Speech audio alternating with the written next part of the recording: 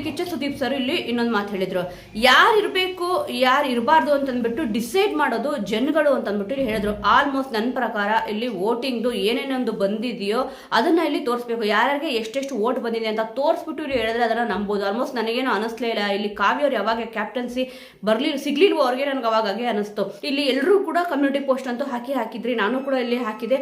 ಅದರಲ್ಲಿ 95% ಕಾವ್ಯ ಅವ್ರ ಕ್ಯಾಪ್ಟನ್ ಆಗಬೇಕು ಅಂತ ಬಂತು. ಬಟ್ ಆದ್ರೆ ಬಿಗ್ ಬಾಸ್ ಮನೆಯೊಳಗಡೆ ಬಂದಿರಲ್ಲ ಇದು ಜನಗಳು, ಅವ್ರು ಮಾತ್ರ ಇಲ್ಲಿ ಮಾಡುವವರಿಗೆ ವೋಟ್ ಮಾಡಿದ್ರು. ಇದು ಯಾವ ಆಧಾರದ ಮೇಲೆ? ಅವರೇ ಇಲ್ಲಿ ಕರ್ಸಿರ್ಬೋದಪ್ಪ, ಎಲ್ಲಾರನ್ನೂ ಕೂಡ ಮಾಡುವವರಿಗೆ ಹಾಕಿ ಅಂತ ಅವರೇ ಹೇಳಿರ್ಬೋದು. ಇಲ್ಲಿ ತೋರಿಸ್ಲಿಲ್ಲ ಆಲ್ಮೋಸ್ಟ್ ಎಷ್ಟು ವೋಟ್ ಬಂತು, ಎಷ್ಟು ಪರ್ಸೆಂಟೇಜ್ ಇತ್ತು ಅಂತ. ಡೈರೆಕ್ಟ್ ಆಗಿ ಇಲ್ಲಿ ಜಾಸ್ತಿ ವೋಟ್ ಬಂದಿರೋದು ಡಾರ್ಲಿಂಗ್ ಕೃಷ್ಣ ಅವರು ಬಂದಿದ್ರು, ಇಲ್ಲಿ ಮಾಡುವವರಿಗೆ ಕ್ಯಾಪ್ಟನ್ಸಿ ಸಿಕ್ಕಿದೆ ಅಂತ ಹೇಳಿದ್ರು. ಅದರಲ್ಲೂ ಕೂಡ ನೀವು ನೋಡ್ಬೋದು, ಯಾರೂ ಕೂಡ ಬಿಗ್ ಬಾಸ್ ಸ್ಪರ್ಧಿಗಳು ಅಲ್ಲಿರೋರು ಕಾವ್ಯ ಅವ್ರ ಹೆಸರನ್ನ ತಗೊಂಡು ಹೇಳಿಲ್ಲ. ಸ್ಪಂದನ ಅವ್ರು ಮಾತ್ರ ಇಲ್ಲಿ ಹೇಳಿದ್ರು ಕಾವ್ಯ ಅವರು ಅಂತ ಬಿಟ್ಟು. ಗಿಲ್ಲಿಯವ್ರನ್ನ ಕೇಳಿದ್ರೆ ಕಾವ್ಯ ಅವರು ಅಂತಾನೆ ಹೇಳೋದು ಬಿಡಿ.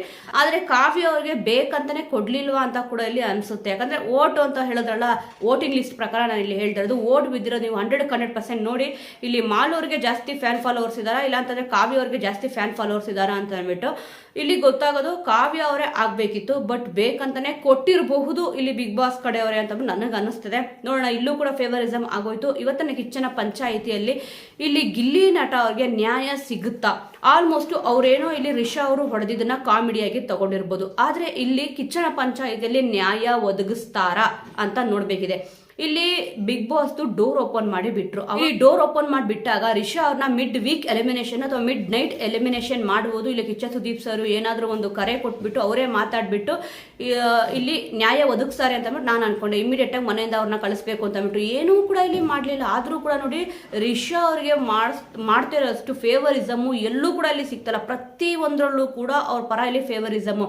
ಇಲ್ಲಿ ಲೆಟ್ರ್ ವಿಚಾರನೂ ಕೂಡ ನಾನು ಇಲ್ಲಿ ಹೇಳಿದೆ. ಇವಾಗ ರಿಷಾ ಅವ್ರಿಗೆ ಒಂದು ಲೆಟ್ರ್ ಕೊಟ್ರಲ್ವಾ, ರಕ್ಷಿತಾ ಅವ್ರಿಗೆ ರಾಶಿಕಾ ಅವ್ರಿಗೆ ಮನೆಯವರು ಚರ್ಚೆ ಮಾಡಬೇಕು ಅಂತ ಹೇಳಿದ್ರು. ಅದೇ ಇಲ್ಲಿ ಆ ಸ್ಥಾನದಲ್ಲಿ ಇವಾಗ ರಾಶಿಕಾ ಅವರು ಮತ್ತಿಲ್ಲಿ ರಿಷಾ ಅವರು ಇಬ್ಬರಿಗೂ ಕೂಡ ಕೊಡಬೇಕಿತ್ತು.